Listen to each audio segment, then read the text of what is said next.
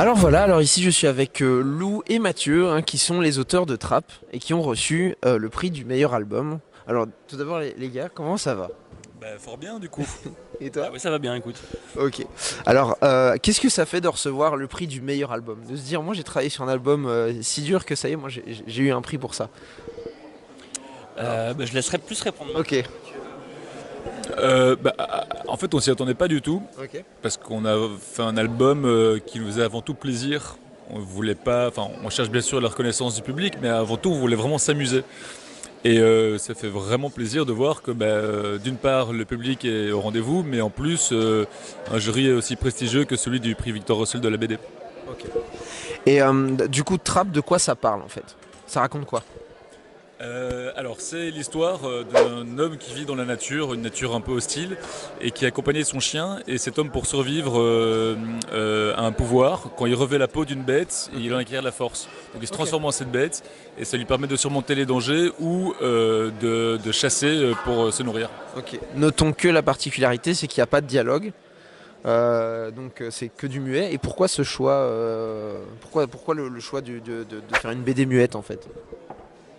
Ça s'imposait en fait, Ok. ça s'imposait au récit en fait. C'était pas nécessaire si tu veux qu'il y ait des dialogues.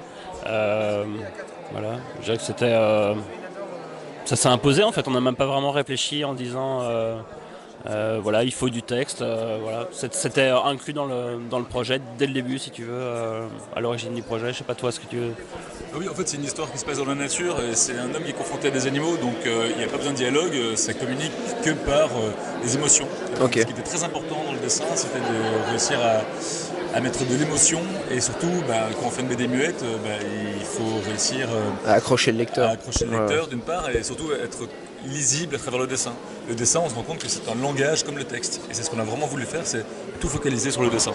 Et la partie difficile, la plus difficile dans ce projet, c'était quoi? Alors peut-être la couleur, j'ai envie de dire. Oh, pardon, excuse-moi. La partie la plus difficile, Ouais. Celle pour toi, c'est la que. couleur. Voilà. Pour toi, ce serait quoi? Dans le sens où c'est un truc narratif, quoi. Il faut que ce soit.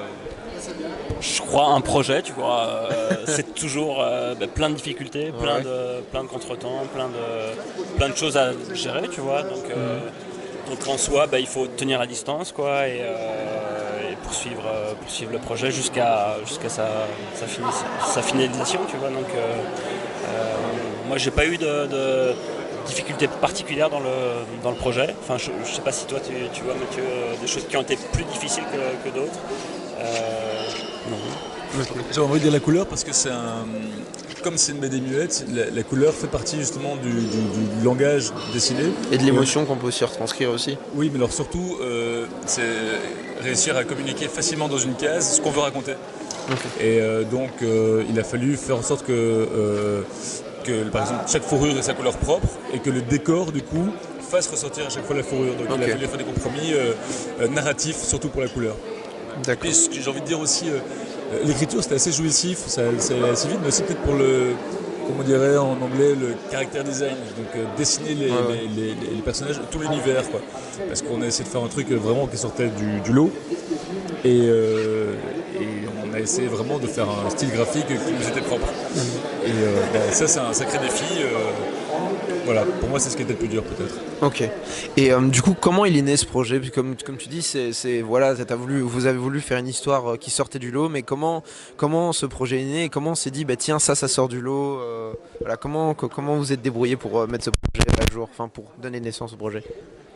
C'est né d'un dessin, si tu veux, Ok. que j'avais fait. Euh, et voilà, Mathieu était en train de travailler sur La Patiente d'un bouffon à ce moment-là, et on travaillait ensemble dans une maison qu'on nous avait prêtée dans le nord de la France, qu'un ami nous prête régulièrement. Et en gros, voilà, nous on parle toujours de bande dessinée, c'est un lien qu'on a entre Mathieu et moi, donc il y avait toujours l'idée de faire une bande dessinée, Ok. de faire un projet de bande dessinée, et Mathieu a accroché sur les dessins. Et de là est parti chez toi l'envie d'en faire une BD, quoi, d'en faire quelque chose, d'en faire un récit, de tisser un récit autour de ce dessin. Et voilà, on en a discuté, puis de fil en aiguille, voilà, le projet s'est monté. Mathieu était disponible aussi, avait du temps pour faire le projet. Et voilà. Toi, Ah bah, c'est quelque ça. chose à ajouter? Ok, d'accord. Bah oui, ce qui était chouette pour écrire cette histoire, c'est que l'idée de base était hyper simple, c'est celle que je t'ai écrite. C'est ce que je t'ai décrite, c'est Ouais. donc ce personnage qui peut se transformer Ouais. en animaux. Et en fait, pour l'écriture, on a essayé de se cantonner seulement à cette idée-là. C'est-à-dire que on partait parfois dans des directions un peu bizarres, et chaque fois, il fallait se dire, mais non, l'idée, c'est ça, et tout le scénario doit tourner autour de ce concept-là. Ok. Voilà. Ok. Et alors, dernière question. Vous avez gagné le prix du meilleur album. Alors, selon vous, qu'est-ce qui fait un très bon album? Quels sont les critères pour avoir un très très bon album? Merci. Je pense que c'est l'originalité du projet. Le fait que c'est une bande dessinée muette et qu'on a vraiment essayé que ça reste de la bande dessinée. Que ce soit ni une animation, tu vois, un storyboard qui devienne une animation, que ça reste de la bande dessinée. Je pense que c'est ça. Enfin pour moi en tout cas, l'originalité et la prise de risque par rapport au format, quoi, qui est pas quelque chose de courant dans la bande dessinée actuelle, même s'il y a déjà des artistes, des auteurs de BD qui sont essayés sur le fait de faire un récit muet comme Panaccion ou même Trondheim a fait des récits muets. Enfin, c'est des choses qui sont hésitées mais qui sont pas en gros, pour moi en tout cas ce qui fait peut-être un bon album de bande dessinée. Ouais. Et pour toi, Mathieu? Alors moi, je vais peut-être prendre une direction artistique. Moi, j'ai besoin d'être plongé dans l'histoire. Je crois que c'est plus ou moins tout. Et alors, c'est difficile à définir encore parce que pour moi, une bande dessinée, l'histoire, le dessin est inclus dans l'histoire. On n'écrit pas une BD, il n'y a pas de mauvais scénario, de mauvais dessin. Où les deux, pour moi, pour une bande dessinée, doivent parfaitement se juxtaposer. Mais je dois être plongé dans le récit, et pour ça, il y a 1000 manières de le faire. Et je veux surtout pas trop cloisonner le genre. Il y a plein de genres que j'adore. J'aime les mangas, comme j'ai les BD plus indépendantes. Et avec Lou, justement, quand on a fait Trap, on voulait s'inspirer des mangas, justement. On voulait rendre hommage à ce médium qu'on lit depuis qu'on est tout petit. Ok. Donc, c'est une super histoire. Et puis peut-être des personnages forts aussi, ouais. Merci.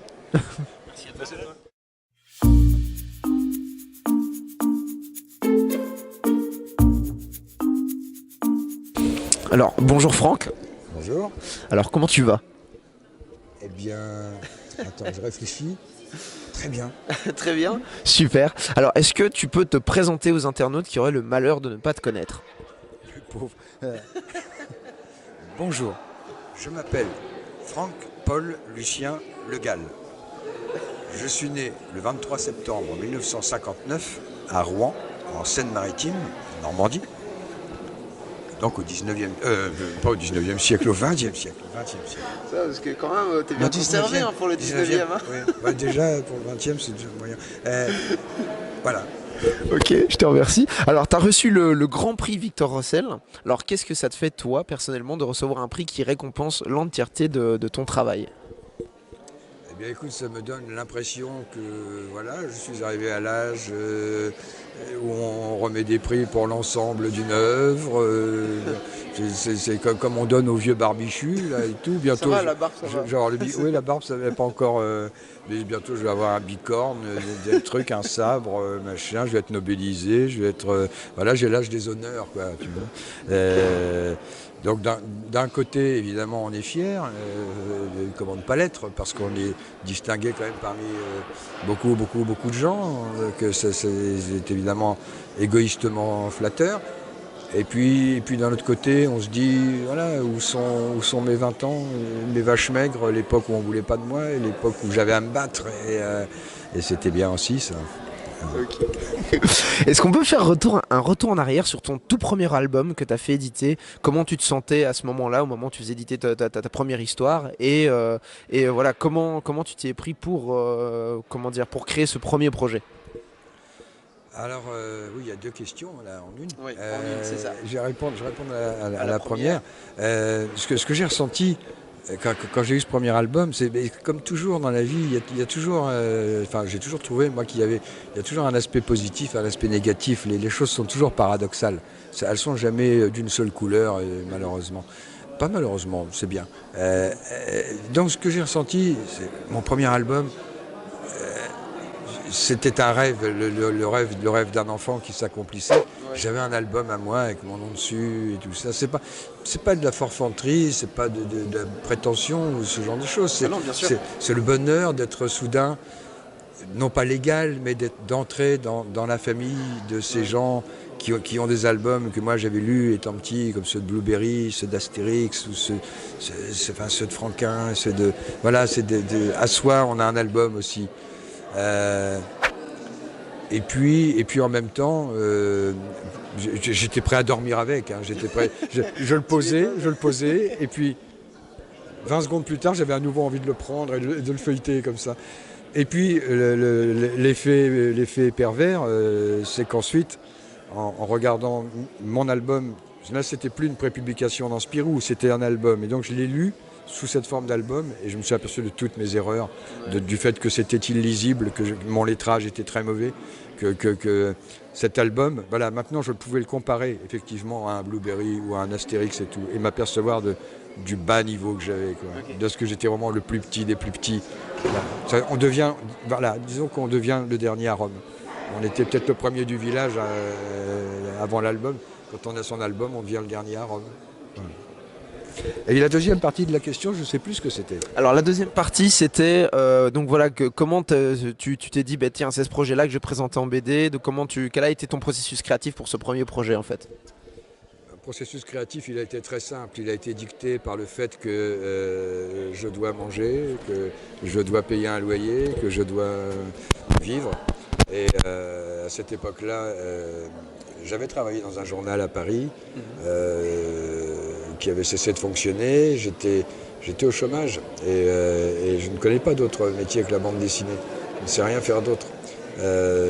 Donc j'ai passé pas mal de temps à galérer comme ça et à essayer de monter des projets. C'est long de monter un projet, d'aller voir un éditeur. D'autant qu'à cette époque, il y avait des clivages très forts entre les éditeurs. C'est-à-dire que si vous présentiez un projet chez Dupuis et qu'il était refusé, ce projet il était mort. Parce que si on allait au Lombard avec ce projet, on vous disait « ça fait trop Dupuis ». Alors si vous alliez chez Dargaud, c'était pire. Ça fait trop belge. Okay. Un projet devait être vraiment conçu pour une maison d'édition. Aujourd'hui, tous les genres sont mélangés, on les trouve un peu partout, mais pas à l'époque. Donc monter un projet, c'était long et c'était... Or, je ne disposais pas de temps. Et un jour, figurez-vous que c'est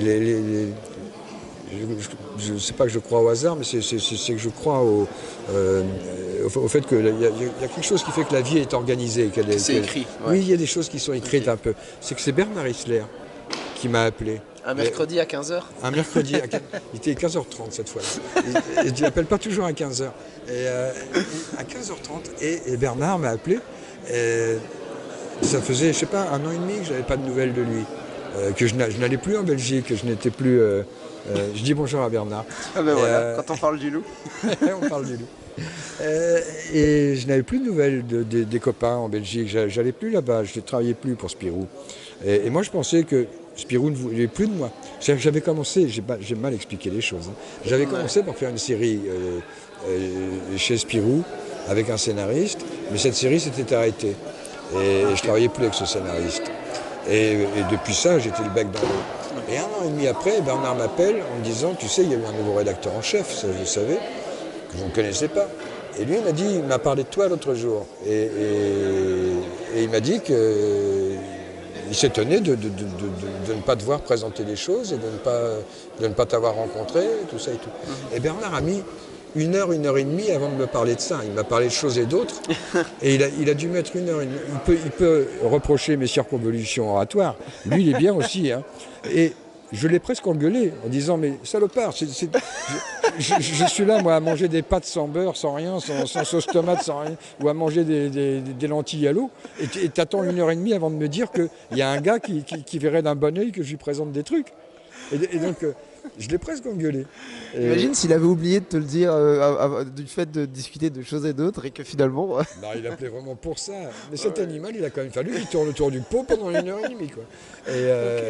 Et du coup, sachant qu'il y avait un gars sur Terre qui était intéressé par ce que je faisais, j'ai écrit très vite deux projets. Un projet assez sérieux, très dans l'air du temps à l'époque. On faisait beaucoup des polars noirs, des choses à la Tardy, comme ça, à la Muñoz de Sampaio, des choses comme ça. Bon, qui a été refusé. Et un autre projet de série d'aventures, j'avais envie d'évasion, d'aventure, un peu à l'ancienne, comme ça, un peu. Et c'est ce projet-là qui a été pris.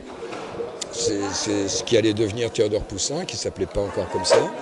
Et bien en réalité, pris par ces histoires de pâtes et de lentilles et de loyers à payer, j'ai dû monter ce projet en 2 mois, c'est-à-dire j'ai dû mettre 1 mois à écrire les 44 pages du scénario, de A à Z, pas un synopsis, 44 pages de scénario, je n'avais jamais écrit un scénario de 44 pages, et dessiner 8 pages. Et donc j'ai dû faire ça en 2 mois, mais vraiment pour des questions bassement matérielles. C'est ça qui est formidable. Et bon, ben voilà, comme vous le savez, comme tu le sais, ça a fini par aboutir. Mais j'en parlais tout à l'heure avec quelqu'un. Aujourd'hui, les auteurs ne sont plus payés pour travailler. Ils sont obligés d'avoir des métiers, de travailler le week-end, le soir, pendant les vacances, c'est à etc. mi-temps, quoi. Les gens ont été poussés à l'amateurisme. Et je ne crois pas à l'amateurisme dans un métier. Je crois à l'amateurisme dans une vocation, quand on veut faire de la grande musique. Oui, on peut être amateur, mais pas quand on fait de la bande dessinée. C'est un métier, ça. C'est pas un apostolat. Donc, il faut pouvoir en vivre. Et comment dire, si on n'avait pas à l'époque été payé pour faire ce qu'on faisait, et si on n'avait pas pu gagner, on ne gagnait pas des milliers et des cents, on n'avait pas des Jaguars et des hôtels particuliers, mais on gagnait de quoi vivre. Eh bien, si je n'avais pas eu ça, je n'aurais pas fait les albums que j'ai faits.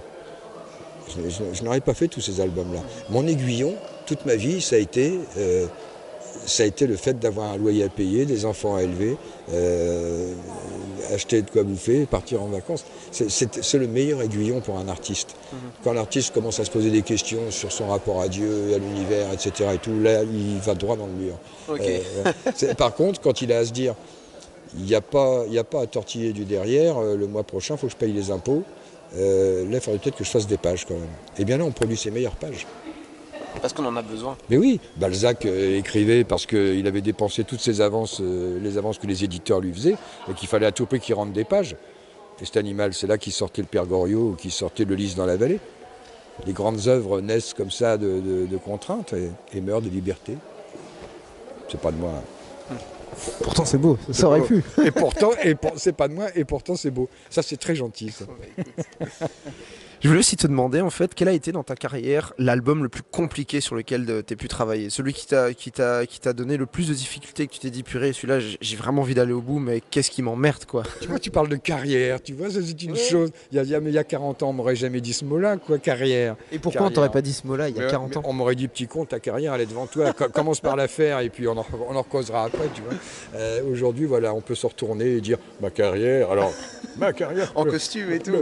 Mes chers amis, ma carrière, alors, a démarré, j'ai bien connu Hergé, évidemment. Non. Et c'est quoi la question? La question, c'était quel a été l'album qui t'a l'album, qui t'a imposé le plus de difficultés, en fait? Eh bien, ça n'était pas un Théodore Poussin. C'est un album qui s'appelle Mary Jane, qui était prévu au départ pour Dupuis. Et puis, je n'ai finalement plus voulu le faire pour Dupuis, pour des raisons politiques, personnelles, et ce projet est passé chez Futuropolis. Seulement, ce projet, je l'avais démarré en 2000 à peu près, sur une idée qui m'était venue dans les années 80. C'est-à-dire que moi, je suis du genre à digestion lente. Et j'ai travaillé dessus pendant plus de 15 ans, sporadiquement, parce que c'était une période où ma vie était assez bousculé. C'était une très mauvaise période de ma vie, une période un peu sombre et grise, on va dire. Ma période grise. Picasso, il a eu sa période bleue, sa période rose. Moi, j'ai eu ma période grise. Et donc cet album n'avançait pas. Il a été fait dans de très mauvaises conditions. Et j'avais fini par... il y a quelques années, là, j'ai fini par dire à l'éditeur, eh bien, en fait, je vais déboucher mon horizon. Je vais arrêter cet album. J'arrête. C'est la première fois de ma vie que j'arrêtais un projet. Et en fait, par miracle, ce projet renaît avec un jeune dessinateur qui va reprendre tout le dessin depuis le début de l'album, qui est en train de le faire, sur un scénario que j'ai retravaillé exprès pour lui. Et donc cet album, moi je l'ai commencé en 2000, sans parler de la genèse dans la tête qui est plus vieille, mais je l'ai commencé en 2000 et là il va sortir cette année. Ça c'est l'album le plus dur que j'ai fait. Mais du coup, c'est beau de se dire que tu l'as abandonné et finalement il sort. Oui, parce que j'aime pas abandonner les choses. Je mets tellement de temps à polir mes idées, à les chantourner, à les peaufiner, à les développer, tout ça et tout, que je ne peux pas renoncer facilement à une idée. C'est pas possible. Je peux pas renoncer tout court à une idée. Une idée qui naît comme ça spontanément au cours d'une soirée et qu'on oublie 2 heures après, ça n'a pas d'importance. Mais des idées qui te tiennent pendant 20 ans, on ne les abandonne pas comme ça, quoi. Non. Mais sur les Théodore, il n'y a pas eu de... Il n'y a jamais eu de grandes difficultés, il n'y a jamais eu de souffrance. Je ne suis absolument pas un de ces auteurs qui, à tendance Goethe, allemande, wagnérienne, tout ça, qui ont besoin de souffrance pour créer et qui ont besoin de... Non, moi j'aime créer, non pas dans la gaieté la plus furieuse, mais j'aime créer sereinement, intelligemment, pas froidement, mais disons en toute lucidité, mais sans souffrir. Merci beaucoup. Merci à toi. Non, merci à toi. Ah non, écoute, Justin, quoi, merci à toi, quoi, vraiment. Encore merci. Non.